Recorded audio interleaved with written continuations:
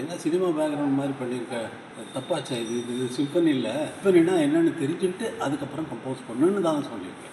ஐயா, நீங்கள் லிடியன் நாதஸ்வரம் அந்த அந்த இளைஞனை நீங்கள் சிம்ஃபனி எழுத சொன்னீங்க அப்படின்னு சொல்லிட்டு சோஷியல் மீடியா முழுவதும் ஒரு செய்தி பரவிக்கிட்டு இருக்கு. அந்த செய்தி உண்மையா?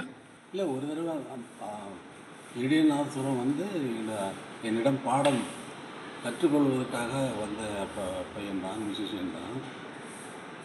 ஒரு தடவை வந்து நான் சிம்பனி கம்போஸ் பண்ணியிருக்கேன்னு சொல்லி ஒரு மியூசிக்கை ஒன்று அவன் ப்ரோக்ராம் பண்ண மியூசிக்கை எனக்கு ப்ளே பண்ணி காட்டினாப்புல. கொஞ்சம் ஒரு 20 செகண்ட் 30 செகண்ட்ஸ் போனோடனே என்ன சினிமா பேக்ரவுண்ட் மாதிரி பண்ணியிருக்க, தப்பாச்சா இது இது சிம்பனி இல்லை, முதல்ல சிம்பனினா என்னன்னு தெரிஞ்சுக்கிட்டு அதுக்கப்புறம் நீ கம்போஸ் பண்ணு அப்படின்னு தான் சொன்னேன்.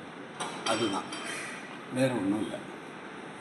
ஓ சரிங்க. அது வந்து ஒரு பேக்ரவுண்ட் மியூசிக் மாதிரி ஒரு பண்ணிவிட்டு அது சிம்பனி பண்ணியிருக்கேன்னு சொல்லி என்கிட்ட வந்து என்னுடைய ஒப்புதலுக்காக, அதாவது என்னுடைய அங்கீகாரத்திற்காக ப்ளே பண்ண மாதிரி இருந்ததுனால நான் வந்து கொஞ்சம் நிறுத்து, இது சிம்பனி இல்லை, நீ சினிமா பேக்ரவுண்ட் மாதிரி பண்ணியிருக்க, சிம்பனினா என்னென்னு தெரிஞ்சுட்டு அதுக்கப்புறம் கம்போஸ் பண்ணுன்னு தான் சொல்லியிருக்கேன். ஓ சரி, நல்ல நல்ல வழி காட்டணும் இல்லையா? ஆமாங்கய்யா, ஆமாங்கய்யா. ஏன்னா நீங்கள் இப்போ இன்றைக்கும் சொல்லியிருக்கீங்க, உங்களை ரோல் மாடலாக வச்சு எல்லா இளைஞர்களும் முன்மாதிரியாக வச்சு நடக்கணும்னு.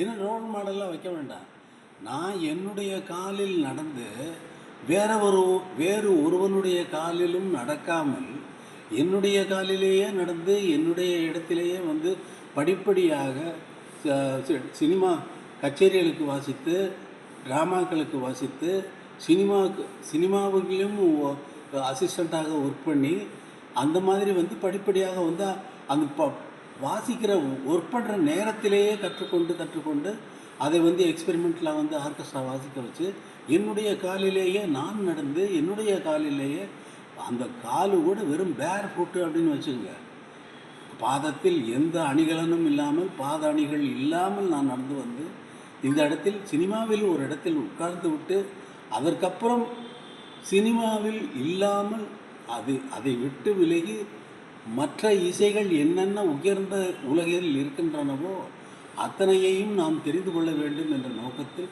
நான் பண்ணியது. அது என்னுடைய வெறும் காலில் நடந்து வந்து நான் அடைந்த இடம் என்று தான் இன்று நான் பேசும் பொழுது விமான நிலைய வரவேற்பில் நான் பேசியிருக்கிறேன். ஆமாங்க ஐயா, நன்றிங்க ஐயா, நன்றி, மகிழ்ச்சி.